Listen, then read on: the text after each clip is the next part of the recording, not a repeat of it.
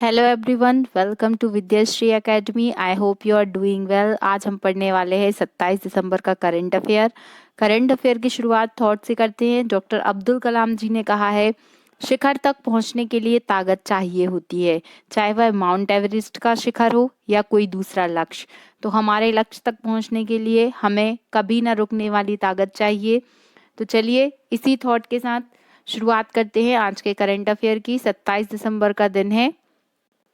सबसे पहला क्वेश्चन है कि आरबीआई पहली बार किस देश के साथ भारतीय रुपए में व्यापार प्रारंभ करेगा। तो आरबीआई, देखिए आप जानते हैं कि जो दुनिया में सबसे अधिक व्यापार होता है वो यूएसए की जो करेंसी है डॉलर के अंतर्गत होता है, लेकिन डॉलर पर निर्भरता को हमें कम करना होगा। इसी उद्देश्य के लिए आरबीआई ने पहली बार रूस और श्रीलंका के साथ भारतीय रुपए में व्यापार करने का जो निश्चय किया है। तो याद रखिएगा कौन कौन सी दो कंट्री हैं, एक है रूस और श्रीलंका। यहाँ पर एक बोस्ट्रो अकाउंट होता है, उसे ओपन करना पड़ता है, तो आरबीआई ने ये कदम उठाया है। इसमें दो बैंक सहायता करेंगे, एक यूके बैंक है और दूसरा है इंडसेंड बैंक। तो दोनों बैंकों के नाम भी याद रखिएगा आप।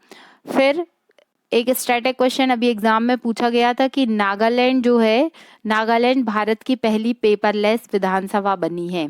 तो भारत की पहली पेपरलेस विधानसभा कौन सी बनी है? वो बनी है नागालैंड। इसको भी याद रखिएगा। और एक क्वेश्चन आपसे पूछा जा सकता है कि विश्व में ऐसा कौन सा देश है जो पूरी तरीके से पेपरलेस गवर्नेंस पर काम करता है? तो वो है यूएई, संयुक्त अरब अमीरात। ये नाम भी आपको याद रखना है। नागालैंड में कौन सा फेस्टिवल फेमस है? तो वो है हॉर्नबिल फेस्टिवल। ये क्वेश्चन भी एग्जाम में आ चुका है कि हॉर्नबिल फेस्टिवल कहाँ का है? तो नागालैंड का है। और इस फेस्टिवल की शुरुआत 1 दिसंबर से वहां पर नागालैंड में हुई है। सेकंड क्वेश्चन है, किस यूरोपियन देश द्वारा ट्रांसजेंडर कानून पारित किया गया है जिसमें 16 वर्ष से अधिक आयु प्राप्त व्यक्ति अपना लिंग परिवर्तित करा सकता है? ये कदम उठाया है स्पेन ने। जो ट्रांसजेंडर कम्युनिटी है तो उसके लिए काफ़ी अच्छी बात है, क्योंकि राइट टू सिलेक्शन का जो अधिकार है वो सभी के पास है। तो अगर कोई व्यक्ति 16 वर्ष से अधिक उम्र का है तो वो अपना लिंग परिवर्तित करा सकता है। ये कदम किस गवर्नमेंट ने उठाया है, किस देश का कदम है ये स्पेन देश ने ये फैसला किया है। और अगर बालक की उम्र जो है वो 14 वर्ष तक है तो वो अपने माता पिता के कंसर्न के द्वारा फिर इस तरीके का कार्य करा सकता है। अब समलैंगिकता की बात आई है, होमोसेक्सुअलिटी, तो आपने पढ़ा होगा आईपीसी की जो धारा 377 है, 377। इसको पहले क्या माना गया था? जो भारत में समलैंगिकता को अपराध माना गया था, लेकिन जब ये केस आया था तो आईपीसी की धारा 377 के तहत समलैंगिकता अपराध नहीं है।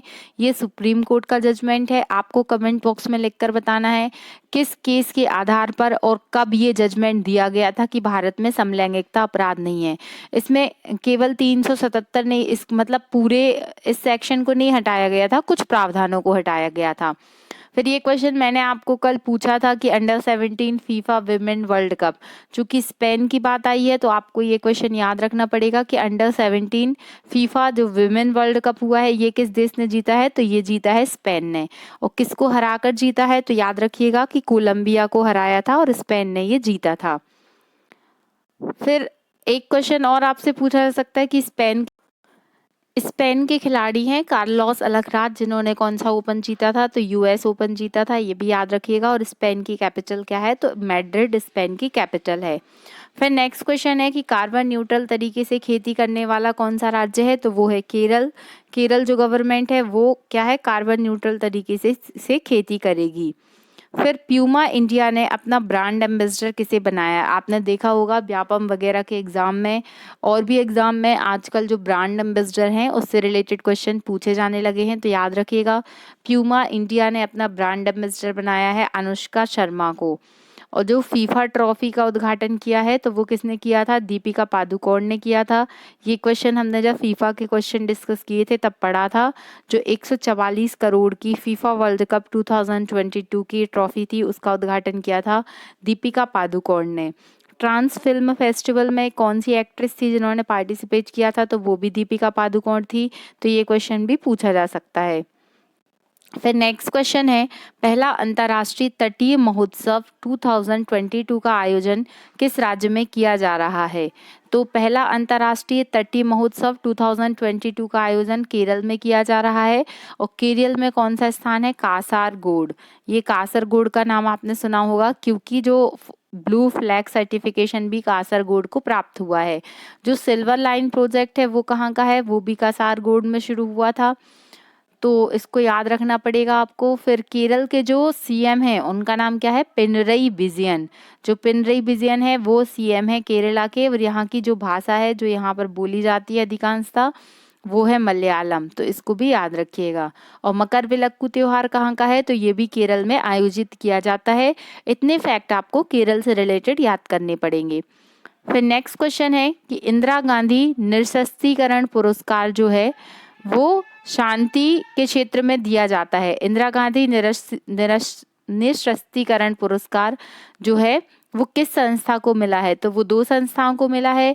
जो पहला क्वेश्चन है वो पहला संस्था है वो है IMA, इंडियन मेडिकल एसोसिएशन। ये संस्था जो है कोविड के टाइम पर काफ़ी चर्चा में रही, आपने सुना होगा। ये काफ़ी महत्वपूर्ण मेडिकल के क्षेत्र की संस्था है। तो इंडियन मेडिकल एसोसिएशन, जिसे IMA भी कहा जाता है, या फिर आपसे पूछा जा सकता है trained nurse organisation of India. ये दोनों ऐसे संस्थान हैं जिनको क्या मिला है? इंदिरा गांधी शास्त्री निरस्त्रीकरण और विकास पुरस्कार मिला है। 1986 से इसकी शुरुआत हुई थी। अब मेडिकल की बात आई है तो आपको याद होना चाहिए कि जो राष्ट्रीय चिकित्सा दिवस है ये कब मनाया जाता है? तो वो 1 जुलाई को मनाया जाता है। और इंटरनेशनल नर्स डे भी आपसे पूछा जा सकता है कि ये 12 मई को मनाया जाता है। तो ये दोनों इम्पोर्टेंट डेज हैं, आप इनको याद रखिएगा। फिर राष्ट्रीय उपभोक्ता दिवस पर किसके द्वारा right to repair portal launch किया गया?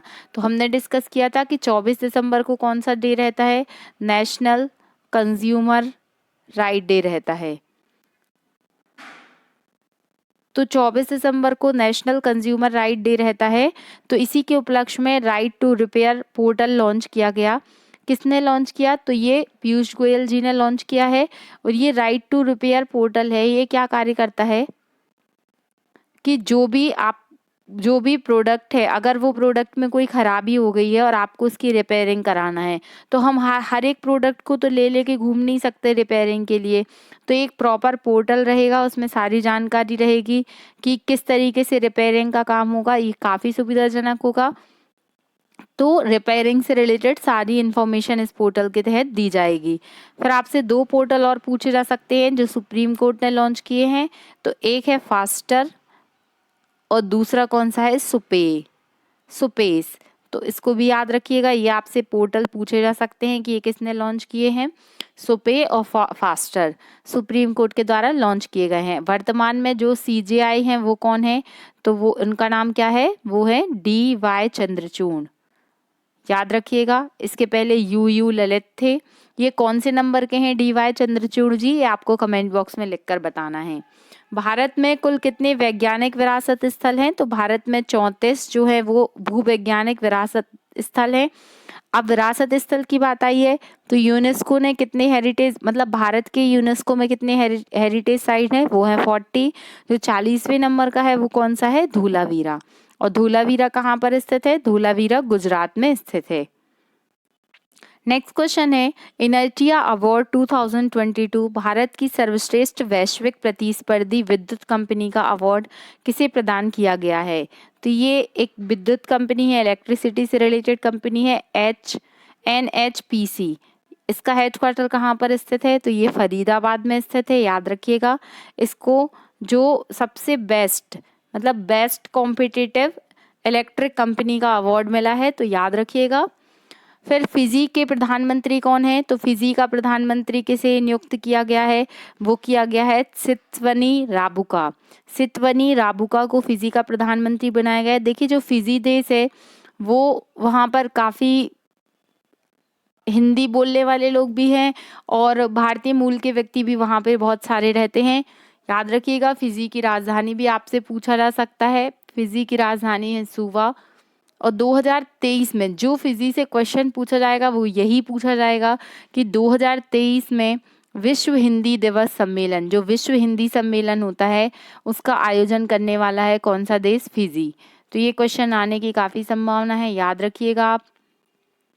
अब हिंदी की बात आई है तो विश्व हिंदी दिवस कब मनाया जाता है? तो जो विश्व हिंदी दिवस होता है वो मनाया जाता है 10 जनवरी को। लेकिन अगर आपसे पूछा जाएगा कि राष्ट्रीय हिंदी दिवस कब मनाया जाता है तो वो मनाया जाता है 14 सितंबर को। आज का जो क्वेश्चन ऑफ द डे है वो है कि 2022 का दीनानाथ मंगेशकर अवार्ड किसे प्रदान किया गया? तो 2022 का जो दीनानाथ मंगेशकर अवार्ड है वो किसे प्रदान किया गया है, ये आपको कमेंट बॉक्स में लिखकर बताना है। दीनानाथ मंगेशकर कौन थे? तो दीनानाथ मंगेशकर जी लता मंगेशकर जी के पिताजी थे। तो लता मंगेशकर जी का निधन हो चुका है, आप सभी जानते हैं। तो ये क्वेश्चन आपसे पूछा जा सकता है। मैंने कल आपसे क्वेश्चन पूछा था कि अभी जो कोरोना वायरस फैल रहा है, आपने देखा होगा कि चाइना में करोड़ों की संख्या में, ना केवल करोड़ों अपितु कई करोड़ों की संख्या में केसेस कोविड के निकल रहे हैं। तो अभी जो वेरिएंट है वो है VF7, याद रखिएगा। ये क्वेश्चन काफ़ी चर्चा में है तो आपसे पूछा जा सकता है। हम कुछ और क्वेश्चंस डिस्कस कर लेते हैं आपसे, क्योंकि रिवीजन मुझे नहीं लगता आप लोग प्रॉपर तरीके से कर रहे हैं। तो रिवीजन हम हर दिन, मतलब जो एक दिन पुराना वाला रहेगा उसको क्विकली रिवाइज कर लेंगे। जैसे हमने कल क्या पढ़ा था कि नेपाल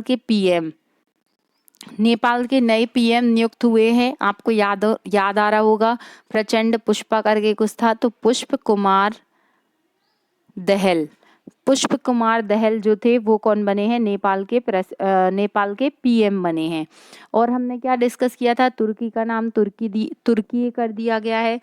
जो अंतर्राष्ट्रीय मध्यस्थता केंद्र है उसका उद्घाटन कहाँ पर हुआ है? तो अंतर्राष्ट्रीय मध्यस्थता केंद्र का उद्घाटन नई दिल्ली में हुआ है। कुछ इम्पोर्टेंट डेज डिस्कस किए थे हमने, जैसे कि डेज आपसे बिल्कुल पूछे जा सकते हैं तो याद रखिएगा। आपसे पूछा जा सकता है 22 दिसंबर को कौन सा डे रहता है, 23 दिसंबर को कौन सा डे रहता है? तो 23 को रहता है किसान दिवस। फिर याद रखिएगा 24 दिसंबर को क्या रहता है? उपभोक्ता दिवस रहता है, राष्ट्रीय उपभोक्ता अधिकार संरक्षण दिवस। फिर 25 दिसंबर को क्या रहता है? तो अटल जी का बर्थडे रहता है, जिसे क्या बनाते हैं हम? सुशासन दिवस के रूप में मनाते हैं। और फिर आपसे पूछा जा सकता है कि 26 दिसंबर को कौन सा रहता है? तो हमने कल डिस्कस किया था वीर बाल दिवस। तो ये इम्पॉर्टेंट डेज हैं, और अगर आपने इम्पॉर्टेंट डेज वाला मेरा लेक्चर नहीं देखा है तो आप प्लीज़ उसे देख लीजिएगा, वो बहुत ही महत्वपूर्ण है और आपसे पूछा जा सकता है। फिर फीफा के बारे में हमने कुछ जानकारी डिस्कस की थी। फीफा हम पहले भी डिस्कस कर चुके हैं। इस बार का जो फीफा वर्ल्ड कप हुआ है वो 22वें नंबर का था, जिसका आयोजन कतर दोहा में किया गया। कौन विजेता रहा? तो अर्जेंटीना रहा। और किसको हराया? तो फ्रांस को हराया।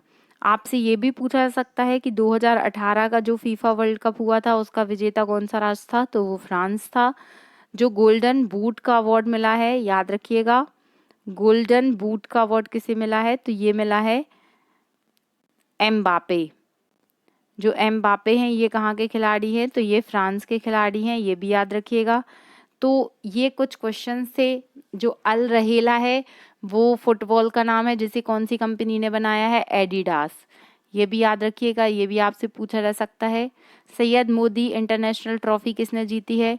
तो चाहे वो सैयद मोदी हो या सिंगापुर ओपन हो, ये सब किसने जीता है? तो साथ से आ रहा है, तो याद रखिएगा सिंधु, PV सिंधु। इस बार का जो BBC sports personality of the year है ये किसे मिला है? ये हमने कल के करंट अफेयर में डिस्कस किया था, ये आपको कमेंट बॉक्स में लिखकर बताना है। तो ये आज के कुछ महत्वपूर्ण क्वेश्चन थे। मैं एक प्रॉपर रिवीजन की क्लास रखूंगी जिसमें हम सारा कुछ करंट अफेयर प्रॉपरली रिवाइज करेंगे। अगर आपको वीडियो अच्छा लगा है तो आप अपने दोस्तों तक अधिक से अधिक शेयर कीजिए, और अगर आपने चैनल सब्सक्राइब नहीं किया है तो please subscribe. Thank you so much. खुश रहिए, पढ़ते रहिए। जय हिंद, जय भारत।